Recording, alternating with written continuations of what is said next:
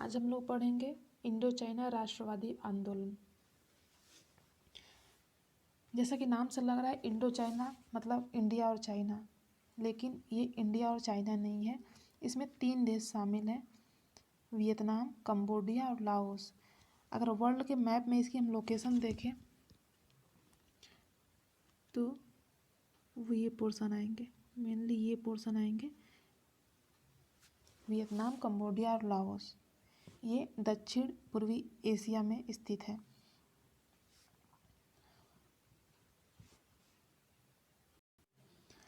अगर Indo China को हम पास से देखें तो ये जो कलरफुल पोर्शन आपको दिख रहा है, जो रेड कलर का है वो कंबोडिया है, जो ग्रीन कलर का है वो लाओस है, और जो ऑरेंज येलो कलर का है ये है वियतनाम।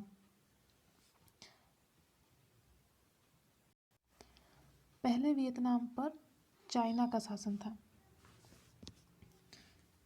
ये चाइना है, और वियतनाम का जो उत्तरी भाग है और चाइना का जो ये दक्षिणी भाग है, ये दोनों जुड़ा हुआ है, और इस पर चाइना का ही शासन था।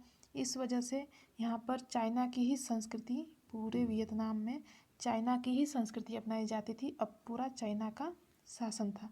लेकिन जब चाइना से वियतनाम आज़ाद हुआ, उसके बावजूद भी यहाँ के जो लोग थे वो चाइना की संस्कृति और वहाँ का शासन इतना अपना लिए थे कि उसके बाद भी वो लोग उसको नहीं छोड़े। चाइना से आज़ाद होने के बाद भी पूरे वियतनाम में चाइना का ही संस्कृति चलता था, वहाँ के फेस्टिवल्स चलते थे, वहाँ के हर चीज़ चाइना का ही अपनाया हुआ था। अगर वर्ल्ड के मैप में हम वियतनाम का भाग देखें तो ये बहुत ही महत्वपूर्ण स्थान पे इसकी स्थिति थी।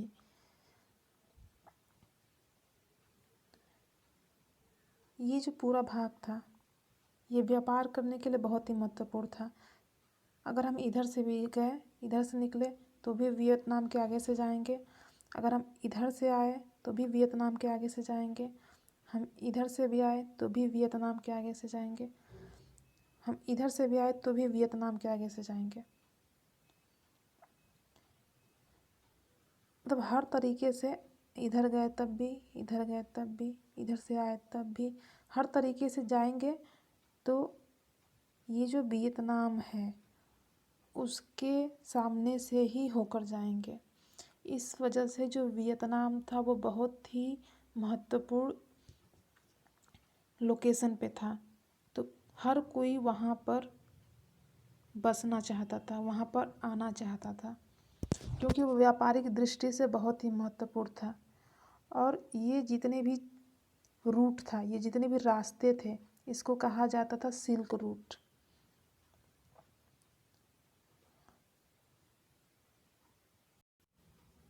तो जब फ्रांस ने भी ये देखा तो उसने भी अपना मकसद बनाया यहाँ पर वियतनाम पर आक्रमण करने का और यहाँ पे राज करने का।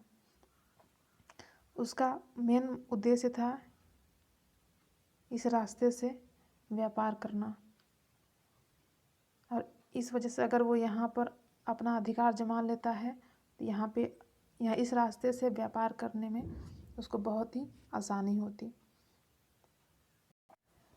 तो हम देखते हैं कि फ्रांस अब अपना ये उद्देश्य बना लिया था कि उसको वियतनाम आना है और यहाँ पे उसको राज करना है। तो वो 1858 में वियतनाम पर आक्रमण करता है। वियतनाम पर आक्रमण, इसके इस भाग पे आक्रमण करता है वियतनाम के, और वो इस चीज़ को जीत जाता है। जब ये भाग जीत जाता है, ये भाग जब जीत जाता है तो यहाँ पे उसका शासन हो जाता है, किसका? फ्रांस का। फ्रांस यहाँ पे अपना शासन स्थापित कर लेता है और धीरे धीरे क्या करता है कि ये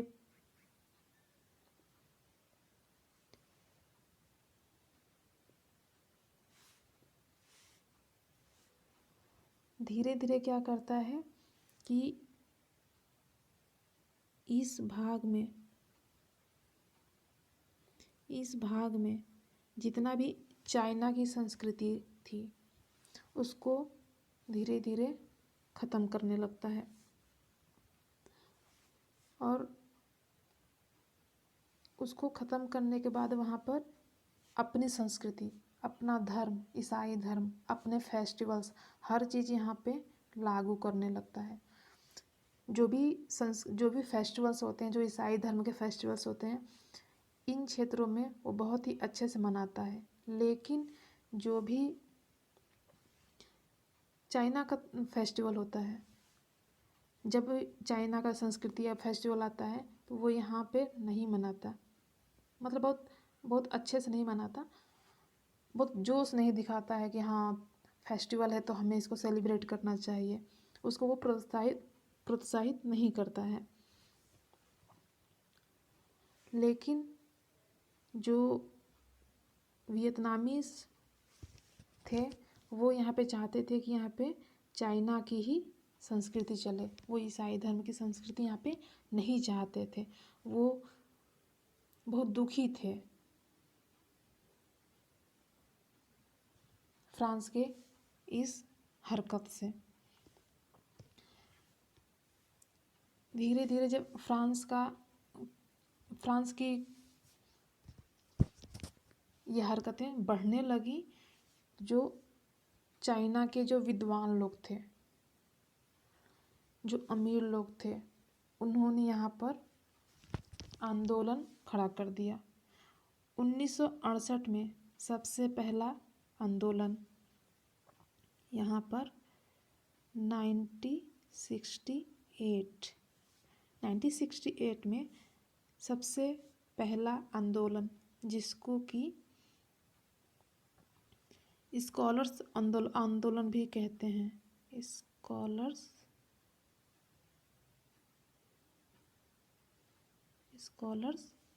आंदोलन कहते हैं। ये चाइना का सबसे पहला आंदोलन था 1968 में। इसको ध्यान रखिएगा, सबसे पहला आंदोलन, उसको स्कॉलर्स आंदोलन के नाम से जाना गया।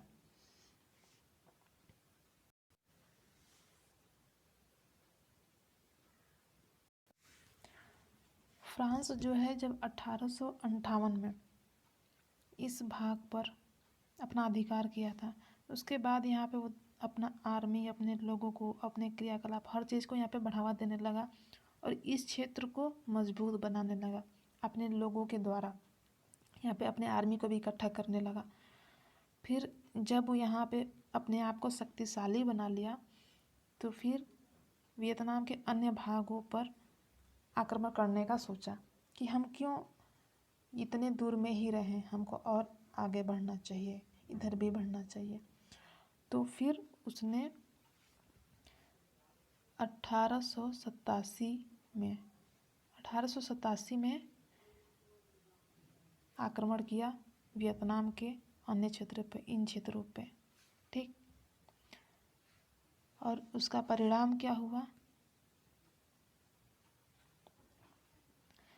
उसका परिणाम ये हुआ कि फ्रांस युद्ध जीत गया। फ्रांस क्या किया? युद्ध जीत गया। और इस युद्ध में वो वियतनाम का कौन कौन सा क्षेत्र जीता? पहले तो उसका आक्रमण इस पे, पहले तो उसका अधिकार इस पे था ही। उसके बाद ये जो टोंकिन क्षेत्र था पूरा, ये जो अनाम क्षेत्र था, ये इन दोनों पे उसका अधिकार हो गया। इसका मतलब फ्रांस का पूरे वियतनाम पर अधिकार हो गया। और जब पूरे वियतनाम पे अधिकार हुआ तो फिर 1887 में ही फ्रांस इंडो चाइना का गठन हुआ। फ्रांस इंडो चाइना का गठन हुआ। पहले वियतनाम, लाओस और कंबोडिया और चाइना पहले उस पर शासन किया था, इसलिए इंडो चाइना वो कहा जाता था। अब फ्रांस का भी अधिकार हो गया, इसलिए फ्रांस इंडो चाइना के नाम से जाने जाना लगा और फ्रांस इंडो चाइना का गठन हुआ और फ्रांस का पूरे वियतनाम पे अधिकार हो गया। अब बात करते हैं आधुनिक उपनिवेश और औपनिवेशिक शिक्षा की। तो पहले हम बात करेंगे आधुनिक उपनिवेश की। ठीक, तो सबसे पहला क्वेश्चन ये है कि फ्रांस को आधुनिक उपनिवेश की ज़रूरत क्यों पड़ी।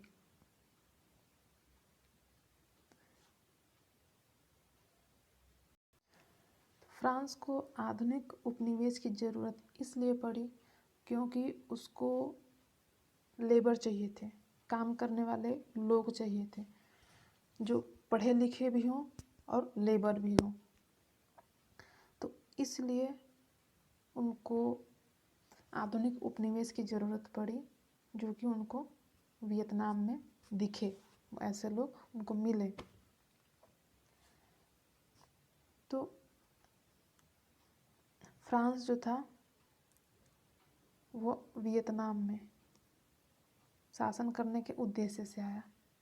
ठीक, अब यहाँ पे आया तो यहाँ पर उसको रहने के लिए जगह चाहिए, तो उसने क्या किया, यहाँ पर कॉलोनी बनाई, वियतनाम में अपनी कॉलोनी बनाई जिसको कि उपनिवेश कहते हैं। और कॉलोनी बनाने के बाद यहाँ पे अपने आर्मी को लाया, अपने ऑफिसर्स को लाया, अपने जो भी व्यापार से संबंधित जो लोग थे उन लोग को लाया, पूरे इस क्षेत्र को मजबूत बनाया। ठीक, अब ये लाने के बाद वो पूरे एरिया को विकसित करना चाहता था, मतलब वियतनामी के नज़र में वो सबको विकसित करना चाहता था, लेकिन मेनली वो अपना व्यापार करने के उद्देश्य से आया था और व्यापार करने के उद्देश्य से ही वो सारे परिवर्तन कर रहा था। अब बात करते हैं फ्रांस की। तो फ्रांस जो था वो अपने आप को बहुत ही मॉडर्न समझता था, बहुत ही विकसित समझता था। वो उसको ये रहता था कि हमारा जो देश है, हम जो हैं वो सबसे ज़्यादा विकसित हैं और सबसे ज़्यादा इंटेलिजेंट हैं, बहुत ही तेज़ हैं। तो वो सोचता था कि जब हम तेज़ हैं तो हमारा ये कर्तव्य बनता है कि हम बाकी लोगों को भी विकसित करें, उन लोगों को भी मॉडर्न बनाएं। तो इसके लिए उसने क्या किया कि वियतनाम में नहरें बनवाई, सिंचाई की सुविधा कराई और जो वियतनाम था वहाँ का जो क्षेत्र था वो बहुत ही उपजाऊ था, तो वहाँ पे सिंचाई की सुविधा भी कर दी। तो वहाँ पे जो चावल का प्रोडक्शन था वो बहुत ही अच्छा होने लगा, धीरे धीरे बढ़ते साल दर साल बढ़ते उसका प्रोडक्शन बहुत ही अच्छा होने लगा। और एक समय ऐसा आया कि वर्ल्ड में वो तीसरे स्थान पे था चावल के उत्पादन में। जो वियतनाम था वो चावल के उत्पादन में तीसरे स्थान पे था। तो ये सारी सुविधाएं वो फ्रांस वियतनाम को देने लगा। अब फ्रांस जो था यहाँ पे अपना उद्योग लगाया, व्यापार करने के लिए अपना उद्योग लगाया। अब इस उद्योग के लिए उसको चाहिए था कच्चा माल। ठीक, उसको चाहिए था कच्चा माल जो कि किसके पास था, वो वियतनाम के पास था। तो फ्रांस बोला कि तुम मुझे कच्चा माल दो, मैं तुमको सामान तैयार करके दूंगा। वियतनाम कच्चा माल देने लगा, इधर कच्चा माल देने लगा। अब फ्रांस सामान तैयार किया। अब सामान तैयार करने के बाद वो फिर वियतनाम को ही देने लगा। वहीं आकर बेचने लगा। अब वो बेचने के लिए, सामान बेचने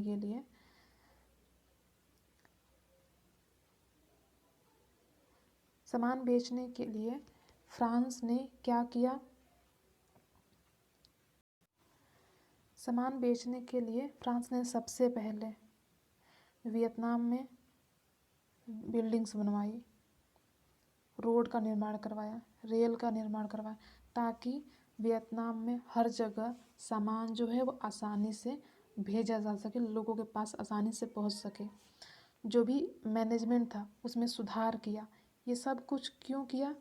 ताकि जो तैयार उत्पाद है वो लोगों तक पहुंचने में आसानी हो, इसलिए उसने ये सारी फैसिलिटी की, ये सारी फैसिलिटी की। लेकिन नतीजा क्या हुआ? ये जो फ्रांस का आइडिया था वो फ्लॉप हो गया। क्यों फ्लॉप हो गया? क्योंकि वो खरीदने की, जब वो सामान बना कर लेके आता था तो लोगों के पास पैसे ही नहीं थे कि वो सामान खरीदें। तो अब फ्रांस सोचा कि अब क्या किया जाए। फिर उसने क्या किया? उसने देखा कि यहाँ पे अपने तरीके से शिक्षा दी जाए, और उसने शिक्षा पे जोर दिया। और सबसे पहले उन्होंने बच्चों की शिक्षा पे जोर दिया कि पहले हम शिक्षा पे जोर देंगे, लोग जागरूक होंगे, समझदार बनेंगे, फिर धीरे धीरे वो विकसित होंगे। मेनली वो वियतनाम को विकसित करने तो आए नहीं थे, वो अपना व्यापार करने आए थे। लेकिन उनका जब व्यापार फ्लॉप हो रहा था तो अब इसको सही करने के लिए, अपने व्यापार को चलाने के लिए सबसे पहले लोगों को सुधारना जरूरी था। तो फ्रांस लोगों को अपने तरीके से, अपने नज़रिए से सुधारने की कोशिश करने लगा। अब सारा इंफ्रास्ट्रक्चर सुधारने के बावजूद भी जब उसका व्यापार सफल नहीं हुआ, तब उसने सोचा कि अब सबसे पहले शिक्षा पे जोर दी जाए। फिर जब उसने पूरे शिक्षा का जो रिकॉर्ड था, जो आंकड़ा था, उसको देखा तो उसने पाया कि वियतनाम में शिक्षा का स्तर जो था वो बहुत ही निम्न था, बहुत ही नीचे था। वहाँ पे बहुत बच्चे जो थे हर साल फेल हो जाते थे। फिर उसने सोचा कि सबसे पहले शिक्षा मजबूत की जाए, और उसके लिए उसने